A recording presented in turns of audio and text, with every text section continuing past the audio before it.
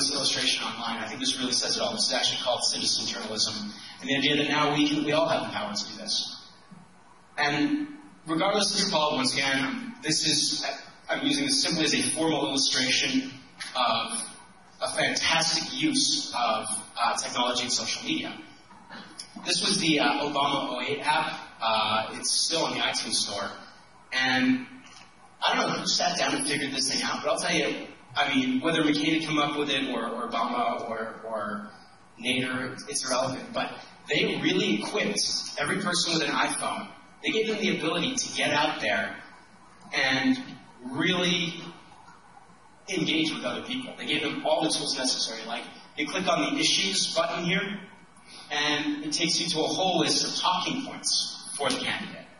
Things that they've said. In this case, you go to civil rights, and here's comments about civil rights. It actually enables you to get out there and provide meaningful discourse. Now, of course, it's one-sided because it's Obama, but you know, it's coming from that candidate. But if you're passionate, if you're engaged in that kind of thing, this is something that would be extremely valuable. I mean, there's a ton of other stuff going on here too. Like, it'll actually find your friends in your address book that are in battleground states. Like, my brother's in Ohio. I clicked on this and it called up his name and said, "Call John in Ohio." And it'll tell you how to get involved, what kinds of events are going on locally, how you can connect with other people. It gives you the latest news. It tells you, it actually gives you access to videos and stuff like that you can show people. And we all remember what a contentious time it was, how difficult things were, or how it was unclear how the election would go. And I think this kind of thinking, regardless of your political beliefs, I think the ability of drawing on social networking tools and expanded technologies like the iPhone really gave them a bit of strength, a leg up. Because, among other things, you could actually find the location of your local HQ and go there and volunteer and talk and go on the phones and call people. And they made it about as easy as you can make it for someone. And in my field, we talk about performance support. The idea that you want to remove barriers from action, to make it as easy as possible for people to get out there and do what it is that you want them to do. So, I wanted to leave on something fun tonight. I don't know whether I'm running early or late on this one, but I really wanted to not leave you on such a downer note, because as much as I've been talking about, serious stuff, at the same time, there's a lot of fun to be had through social networking. Like, if you put work aside, because I didn't want to get up here and talk to you guys about like business cases and stuff like that for Twitter, because it's an area that's still, I use the word contentious a lot, but it is a contentious area. Some people in the business community have bought wholesale into Twitter and social media as a way of engaging their workers and energizing them. In my personal experience in the workplace, I don't find that that's necessarily true. I think it's a very hard case to make, especially when you start calculating the number of minutes people put into writing a Twitter message and then say they have 500 followers. If every follower reads that, obviously they won't, but if every person did, you start losing like thousands of minutes of productivity in a day from a company. So that is a potential problem with these technologies. But flash mobs, now that's just fun. Because flash mob, this idea's been around for a while. It's probably about as old as the net, The idea was you get a bunch of people together, you connect through the internet, through a meetup or whatever, and you all plan something, and you go to a public place, and you enact your spectacle, whatever it is. In this case, this is actually in London. This was a T-Mobile advertisement that someone recorded, and it was a happening.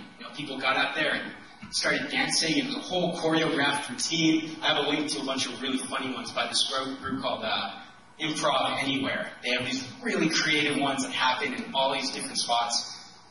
So I thought this was really interesting. There's a guy in London who, after seeing this, used Facebook, of all things, to start organizing flash mobs.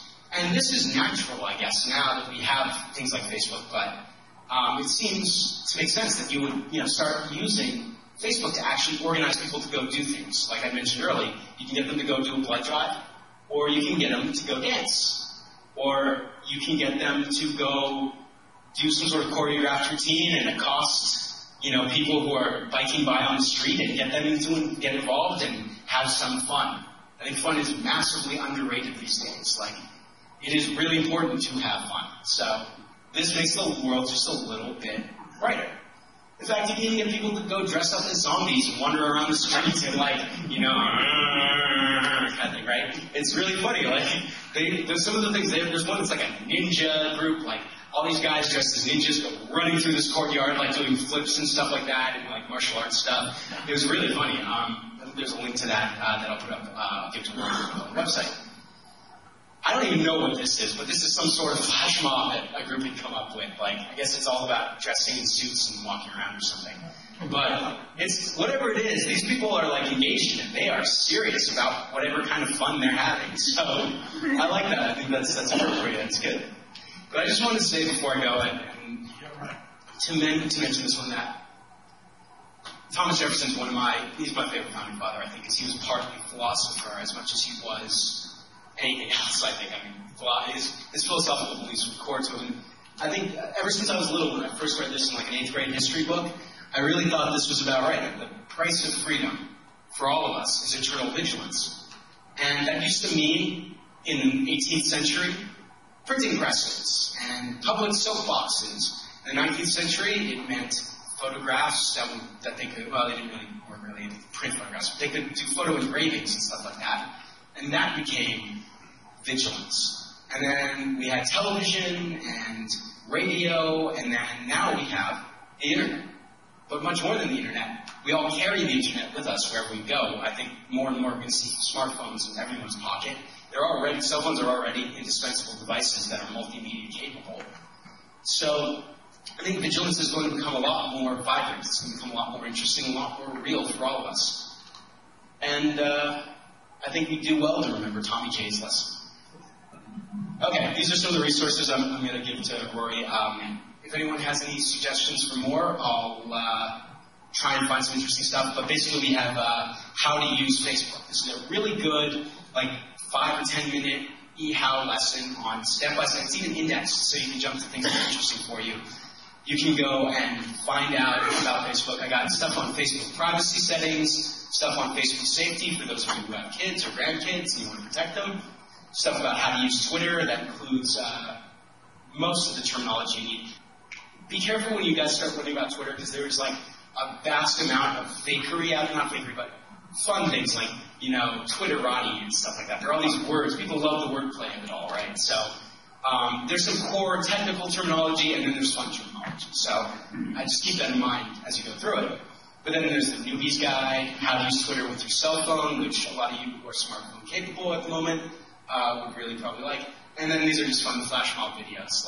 They do the sound of music in a German subway station, and all the people are watching, and they're this is weird. So I think that's my cue, so I'm going to call it a night. Thank you all.